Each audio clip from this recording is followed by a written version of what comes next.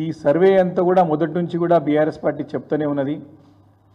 మా పార్టీ నాయకులు, నిపుణులు, సంఘాల బీసీ సంఘాల వారు కానివ్వండి, దళిత సంఘాల వారు కానివ్వండి, అందరూ కూడా ఇది శాస్త్రీయ పద్ధతిలో చట్టపరంగా సర్వే జరగట్లేదు, దీంట్లో అన్ని లొసుగులే ఉన్నాయని చెప్పి మొదటి నుంచి చెప్తా ఉన్నా ప్రభుత్వం దీన్ని పెడిచెవిన పెట్టి ముందుకు వెళ్ళి ఏదో చేసే ప్రయత్నం చేశారు. కానీ ఈ సర్వే ఘోరంగా విఫలమైందని చెప్పి ప్రభుత్వం నిన్న ప్రకటన ద్వారా స్పష్టంగా ప్రజలందరూ కూడా తేటతెల్లమైపోయింది.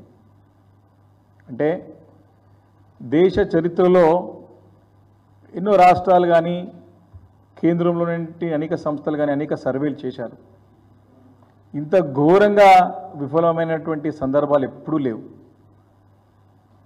సర్వే అనేది తప్పులు తడకగా ఉంది కాబట్టి దీన్ని కప్పుపించుకోవడానికి ఏ రకంగా ముందుకు వెళ్ళాలని చెప్పేసి అర్థం కాక సర్వే పొడిగింపుని రీసర్వే అని చెప్పి మళ్ళీ అయోమయం సృష్టించే ప్రయత్నం ప్రభుత్వం చేస్తూ ఉంది. అంటే ఈ చేతగాని ప్రభుత్వం, సర్వేనే చేయడం చేతగాని ప్రభుత్వం ప్రజలకి ఏ రకంగా సరైన పరిపాలన అందిస్తుందో ఒకసారి ఆలోచన చేస్తూ ఉన్నారు ప్రజలందరూ కూడా. సర్వే చేతగాని ప్రభుత్వం ప్రజలకి ఏ రకంగా పరిపాలన అందిస్తుంది మేము ముందు నుంచి కూడా చెప్తా ఉన్నాం. గడిచిన 14 నెలల నుండి కూడా ఈ ప్రభుత్వం ఏ నిర్ణయం తీసుకున్నా, ఏ పని చేపట్టినా అన్నీ కూడా తిరోగమనమే, అన్నీ కూడా వాళ్ళకి బూమరాంగ్ అవుతూ వస్తూ ఉన్నాయి.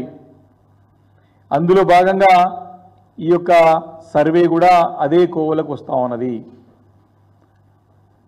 ప్రభుత్వం ఎంత ఘోరంగా విఫలమైందంటే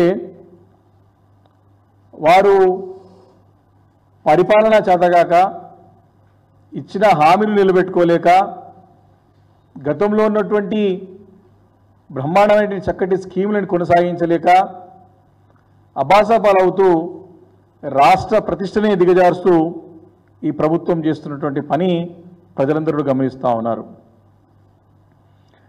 నిన్న ఉప ముఖ్యమంత్రి బట్టి విక్రమార్క గారు రీసర్వే అని కొత్త రాజకీయ డ్రామాకి తెరలేపినారు.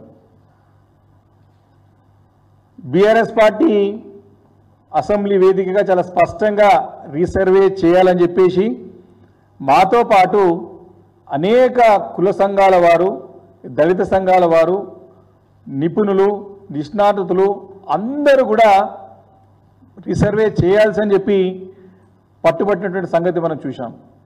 ఎందుకంటే ఆ జరిగిన సర్వే చట్ట వ్యతిరేకంగా కుట్రపూరితంగా జరిగినటువంటి సర్వే అని తేటతెల్లమైంది రిపోర్ట్ రాగానే.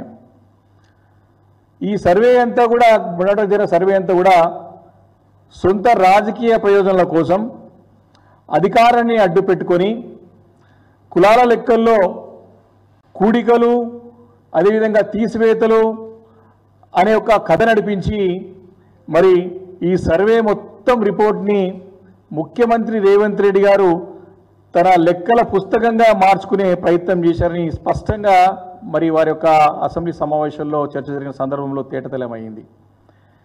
ఇది అసలు ఎస్సీ, ఎస్టీ, బీసీ, మైనారిటీలకు సంబంధించినటువంటి గణాంకాలు, లెక్కలు ఎంత మాత్రం కావు అని కరాఖండిగా అందరూ కూడా బయట అసెంబ్లీ వేదికగా బయట ముక్త కంఠంతో రాజకీయాలకు అతీతంగా అందరూ కూడా చెప్పిన సంగతిని ఈ సందర్భంగా ప్రభుత్వానికి నేను తెలియజేస్తా ఉన్నాను.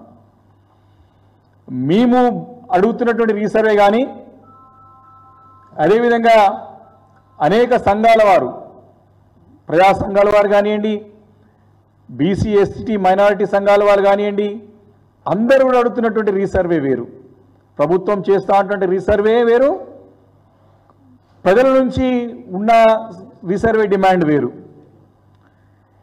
మా రీసర్వే వెనకాల, ప్రజా సంఘాల రీసర్వే వెనకాల ప్రధానంగా బడుగులందరికీ న్యాయం జరగాలనే తాపత్రయం ఉన్నది, అందరికీ మంచి జరగాలని చెప్పేసి తపన ఉన్నది.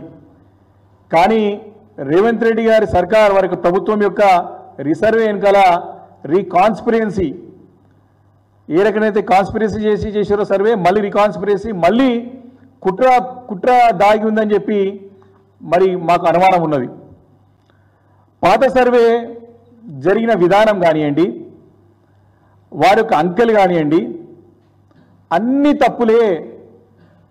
సర్వే విధానము తప్పు, ఆ సర్వే ద్వారా వచ్చినటువంటి అన్ని అంకెలు తప్పు. దీన్ని ముక్త కంఠంతో అందరు ఖండించడమే కాక కాంగ్రెస్ పార్టీ సొంత నాయకులే దీని చెత్తబుట్టలో